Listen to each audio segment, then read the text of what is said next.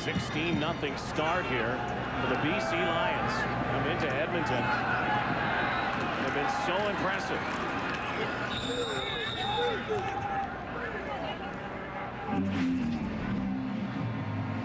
Well, here we're going to take another look at the touchdown. There's the free safety for Edmonton, Elliot Richardson. Why is he creeping over to the right? Because he sees a full set with the fullback to the right side. That's 3 eligible receivers to that side. He moves out of the middle while Geroy Simon sees him move out, and he knows, he goes, I'm taking middle. And there you see a little bit of an overload to the right side of that offensive formation for BC. You've got fullback, tailback, and 2 receivers, including Paris Jackson, who had caught three passes on that particular drive. Free safety comes out of the middle a little bit, and Geroy Simon does what's called taking the hole, taking the middle of the field, ends up wide open. Matthew Bertrand in his first start for the Edmonton Eskimos has had a leg injury.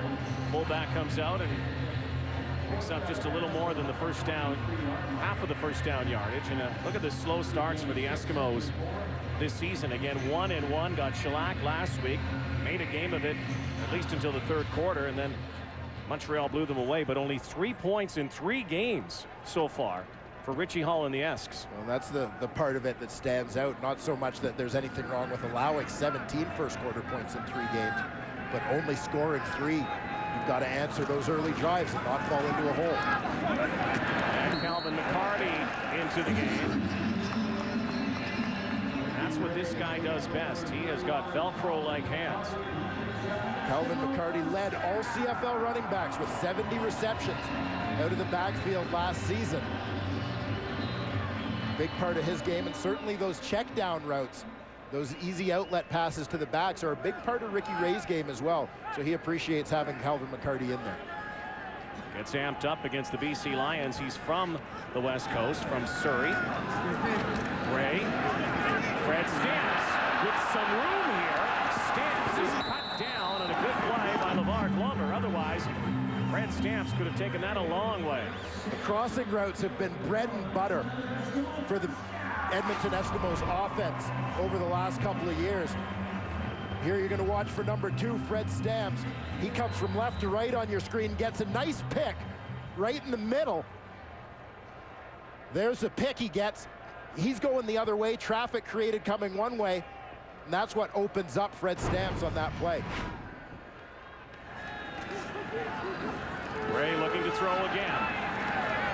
And out of the backfield again is Calvin McCarty, only a couple of yards with 9.5 minutes to go before halftime. Do you like the retro unis, by the way? Yeah, these 2 look pretty sharp, but there have certainly been some challenges in getting the players in these uniforms and getting them comfortable.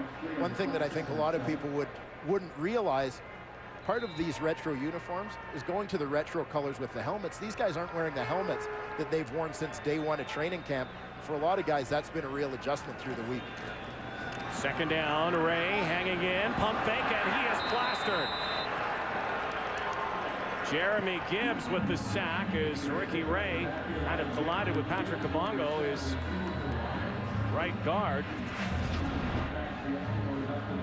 That's a lot of beef for Ricky Ray to get hit by on one play. Patrick Kabongo goes about 3 1/4. Jeremy Gibbs close to 3 bills himself. 600 bills. Wow. And a big loss again for the Eskimos. Failed to put any points on the board and drive the ball any deeper.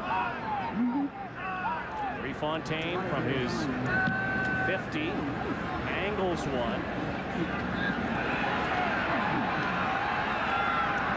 And on the sideline, and the Lions will be hit back a little bit here with 8.5 to go before halftime. 16-0. Week 3 of the Canadian Football League season. BC Lions lead the Edmonton Eskimos 16-0. Jarius Jackson in relief of the injured Buck Pierce will operate the controls. Mallett in the backfield, Martel Mallett, and somebody lost their lid down there. Looks like Angus Reid. Nope, it was Dean Valley. Pretty good push up front from the Eskimos defensive line. Maybe a bit of the predictability factor, as they felt like with BC backed up in this kind of field position, they took a bit of a gamble that this was going to be a run play. They played things pretty hard, pretty tight in the line of scrimmage. It's a big defensive play for Edmonton early in this ball game. A team that has not created any turnovers yet this season, and so far in this game has yet to score a point. Jackson will scramble. Jarius Jackson, and there's a fumble. And the Eskimos have it just like that. They create a turnover. Kidwana Jones has the football. Well, with the offense not going, sometimes you need a boost from the defense or special teams. Defense providing the offense every opportunity here.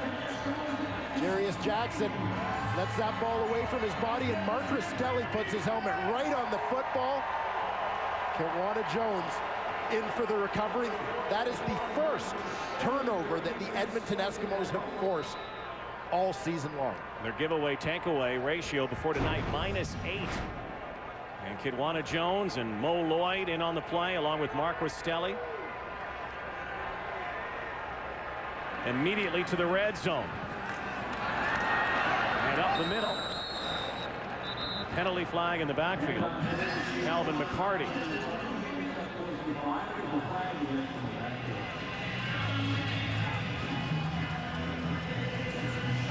BC signaling it's against Edmonton. Looks like it is against the Eskimos.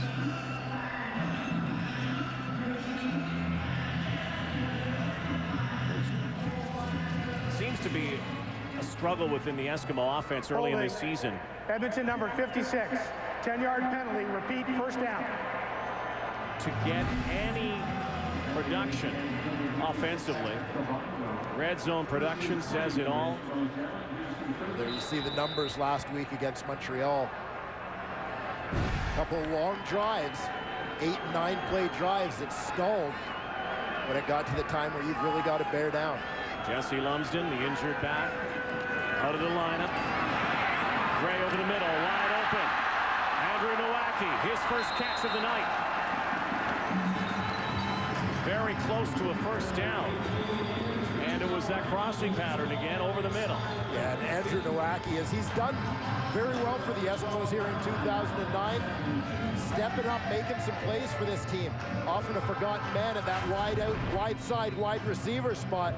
But here you see, look at all the green grass, open space in the middle of the field. Andrew Nowacki comes inside on that route, makes the catch, takes the hit, moves it to a 2nd and 2 situation here for the Eskimos. Big gain, big play. Ray looking corner. And got it! Touchdown, Maurice Mann! Fantastic body control on this play by Maurice Mann to get himself turned around to face this football and reach up and get the ball at its highest point. Man, oh man. Outstanding. Wow. See, he's got to turn his body 180 degrees, outstretched, gets the foot down for the major. Came into tonight the leading receiver in yardage, Maurice Mann. Now some momentum with the Eskimos finally getting on the board here tonight. Well, that's a highlight reel catch. Maurice Mann from Ricky Ray. 16-7 Lions.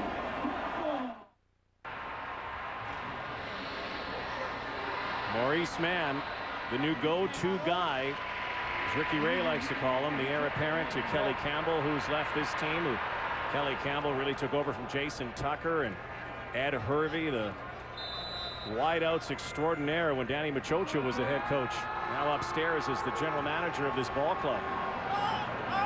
Eskimos on the board.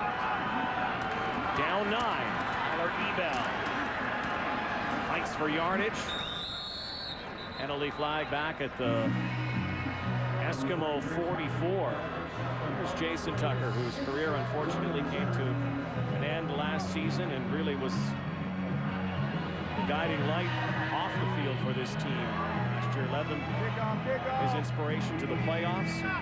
They were trying to win it for Tuck last year. Edmonton, number 13 on the kickoff. Will re-kick 5 yards back.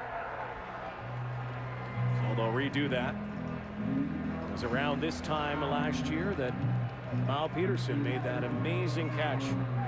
Number 83 blazing underneath his jersey on another shirt. We're going to take a look at that catch in a matchup against these very same BC Lions. Edmonton had been through a tough time. They had lost Fred Perry and Jason Tucker to very serious injuries in back-to-back games. That Ontario road trip.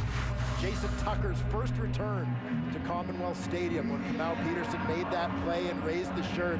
Just one of the most electric moments I've experienced during my time around the CFL. And earlier in the year, it was Jason Tucker maybe with a catch of the year. And many